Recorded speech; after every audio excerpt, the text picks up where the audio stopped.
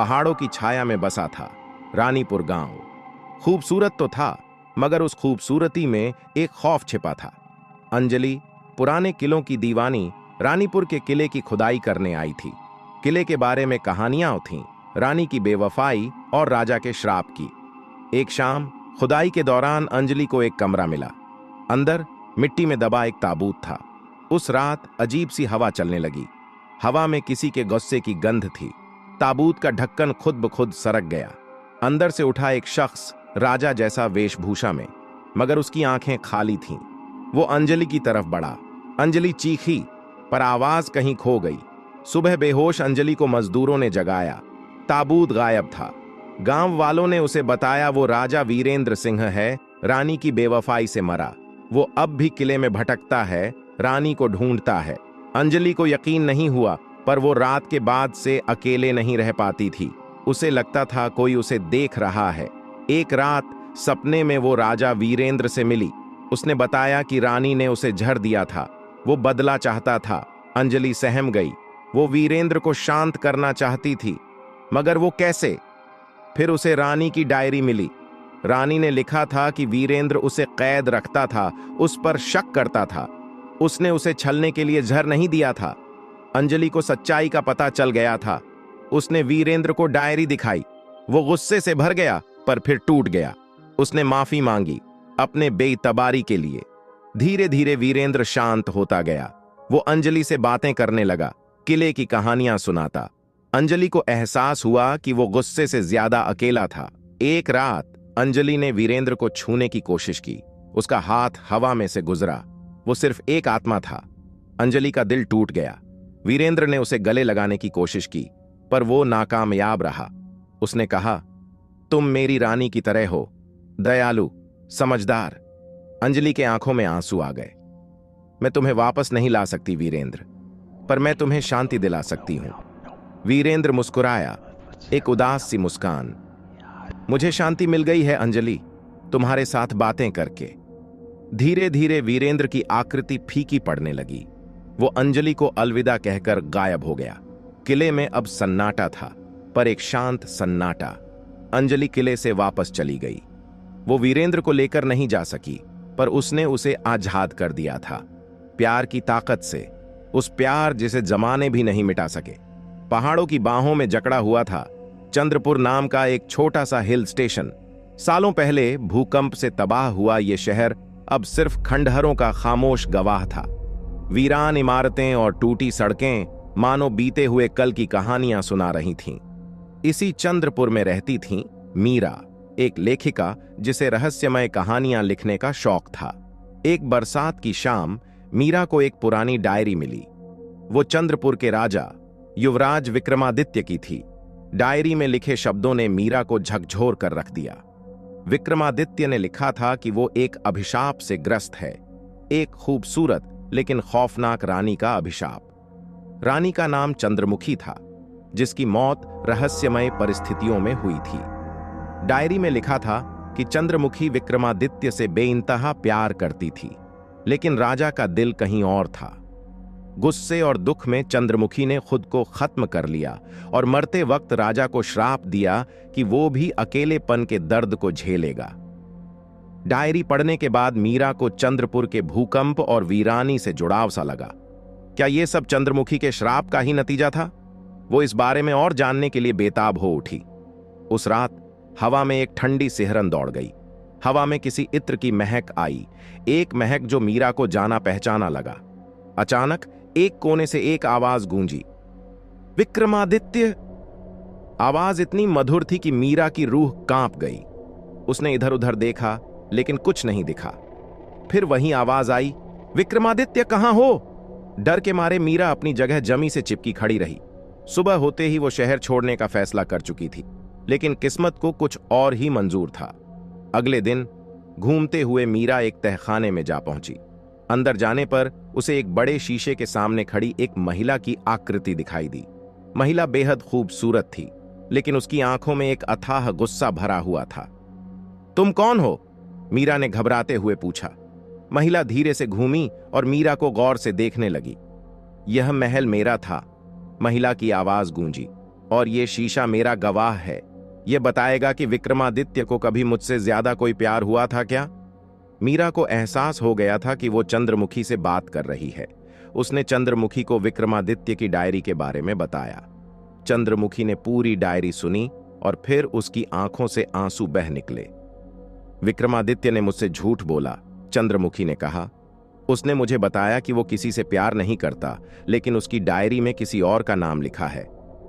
मीरा को लगा कि अब वो चंद्रमुखी की नाराजगी को कम कर सकती है। उसने चंद्रमुखी को सच बताया। विक्रमादित्य का दिल किसी और के लिए नहीं, बल्कि चंद्रपुर के लोगों के लिए धड़कता था। वो उन्हें बहुत प्यार करता था और भूकंप के दौरान उनकी रक्षा करते हुए ही मारा गया। चंद्रमुखी स्तब्ध रह गई। उसने कभी नहीं सोचा था कि विक्रमादित्य उससे ज्यादा किसी और से प्यार कर सकता है। धीरे धीरे उसके गुस्से का कोहरा छंटने लगा। उसकी आंखों से आंसू टपकने लगे, इस बार दुहक के। मैंने उसे गलत समझा। चंद्रमुखी की आवाज दबी हुई थी। उसने मुझसे प्यार किया था, अपने तरीके से। मीरा ने धीरे से चंद्रमुखी को समझाया, श्राप की वजह से चंद्रपुर तबाह हुआ है। आप अपनी गलती सुधार सकती हैं। अपने प्यार को वापस लेकर चंद्रपुर को शांति दे सकती हैं। चंद्रमुखी ने सोचा। उसने देखा कि कैसे मीरा अकेलेपन से जूझ रहे चंद्रपुर के भूतों से बात करती थी, उनकी कहानियां सुनती थी, कैसे वो उनकी आखिरी इच्छाओं को पूरा करने की कोशिश करती थी। धीरे धीरे चंद्रमुखी को एहसास हुआ कि अकेलापन सिर्फ उसका दर्द नहीं था, बल्कि पूरे चंद्रपुर का था। उसने विक्रमादित्य और चंद्रपुर के लोगों के लिए अपने प्यार को याद किया। उसने फैसला किया कि वो अपने श्राप को वापस लेगी, लेकिन एक शर्त पर। मैं श्राप वापस ले लूंगी, चंद्रमुखी ने मीरा से कहा, लेकिन चंद्रपुर को फिर से बसाया जाएगा। ये विक्रमादित्य का सपना था और ये मेरा भी सपना होगा। मीरा खुशी से झूम उठी। उसने चंद्रमुखी को वादा किया कि वो चंद्रपुर को फिर से बसाने के लिए हर संभव कोशिश करेगी। धीरे धीरे चंद्रमुखी की आकृति फीकी पड़ने लगी। जाते जाते उसने मीरा को बताया कि वो कभी कभी रात में पुरानी महल के खंडहरों में दिखाई देगी। कुछ समय बाद अजीब सी घटनाएं होने लगीं। भूकंप के निशान कम होने लगे, जमीन हिलना बंद हो गया। ये चंद्रमुखी के श्राप के कमजोर पड़ने का संकेत था। मीरा ने चंद्रपुर की कहानी को दुनिया के सामने ला दिया। उसने पुरानी डायरी और अपनी चंद्रमुखी से मुलाकातों का जिक्र किया। कुछ लोगों ने उस पर पागल होने का आरोप लगाया, लेकिन कुछ लोगों ने उसकी बातों पर यकीन किया। उन विश्वासियों में से ही एक थे युवा पुरातत्वविद आदित्य। आदित्य ने मीरा से संपर्क किया और चंद्रपुर को फिर से बसाने में उसकी मदद करने की पेशकश की। आदित्य और मीरा साथ मिलकर काम करने लगे। उन्होंने पुराने खंडहरों की खुदाई की और चंद्रपुर के इतिहास को उजागर किया। साथ ही उन्होंने चंद्रपुर को फिर से बसाने के लिए फंड इकट्ठा करना शुरू किया। काम के दौरान मीरा और आदित्य करीब आ गए। रातों को वे खंडहरों के बीच बैठकर बातें करते, भूतों की कहानियां सुनाते और चंद्रमुखी के बारे में सोचते। कभी कभी मीरा को लगता था कि हवा में इत्र की खुशबू आती है। शायद चंद्रमुखी उनकी बातें सुन रही थी। कुछ सालों की मेहनत के बाद चंद्रमुखी का सपना पूरा होने लगा। चंद्रपुर को फिर से बसाया जा रहा था। छोटे छोटे घर बन रहे थे, दुकानें खुल रही थीं। चंद्रपुर फिर से जिंदगी से भर रहा था। एक रात पुरानी महल के खंडहरों के बीच मीरा आदित्य के साथ खड़ी थी। अचानक उन्हें हवा में चमकती हुई एक आकृति दिखाई दी। ये चंद्रमुखी थी, लेकिन पहले से ज्यादा खूबसूरत और शांत। चंद्रपुर फिर से जिंदगी से भर रहा है, मीरा ने कहा, खुशी के आंसू पोंछते हुए। चंद्रमुखी मुस्कुराई। उसकी मुस्कान खिलते फूल जैसी कोमल थी। मैंने अपना वादा पूरा किया मीरा, अब तुम्हें अपना करना है। मीरा चौंकी। मेरा वादा? तुमने चंद्रपुर को बचाने के लिए मेरी कहानी दुनिया के सामने लाई थी, चंद्रमुखी ने कहा, लेकिन मेरी कहानी अधूरी है। इसमें प्यार की जीत तो है, पर प्रेमी का मिलन नहीं। आदित्य, जो अब तक चुपचाप खड़ा था, आगे बढ़ा। उस अधूरी कहानी को हम पूरा करेंगे, रानी चंद्रमुखी। चंद्रमुखी आदित्य को गौर से देखने लगी, जैसे उसे पहचानने की कोशिश कर रही हो। तुम? वो अटक गई।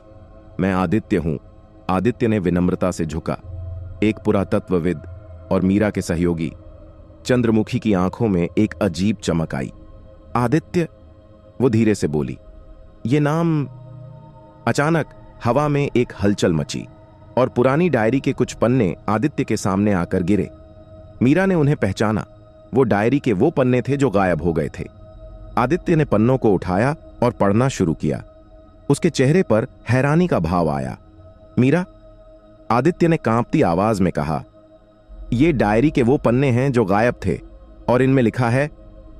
आदित्य ने डायरी पढ़ी। उसमें लिखा था कि विक्रमादित्य को चंद्रमुखी से सच्चा प्यार था, लेकिन वो एक योद्धा था और अपना कर्तव्य राज्य के लोगों के प्रति था। वो चंद्रमुखी को यह बता नहीं पाया और चंद्रमुखी ने इसे बेइंतहा प्यार की कमी समझ लिया। विक्रमादित्य ने आगे लिखा था कि वो दूसरे जन्म में चंद्रमुखी को ढूंढेगा और उससे अपना प्यार कबूल करेगा। डायरी को पढ़कर मीरा और आदित्य स्तब्ध रह गए। चंद्रमुखी के आंसू फिर से बह निकले। विक्रमादित्य, वो फुसफुसाई, तुम। आदित्य ने चंद्रमुखी को देखा। उसकी आंखों में अब गुस्सा नहीं था, सिर्फ गहरा प्यार था। वो धीरे से आगे बढ़ा और अपना हाथ उसकी तरफ बढ़ाया। चंद्रमुखी ने हिचकिचाहट के साथ उसका हाथ पकड़ा। उसकी आकृति धीरे धीरे पारदर्शी होती जा रही थी। मैं तुम्हें ढूंढ लिया विक्रमादित्य, चंद्रमुखी ने कहा।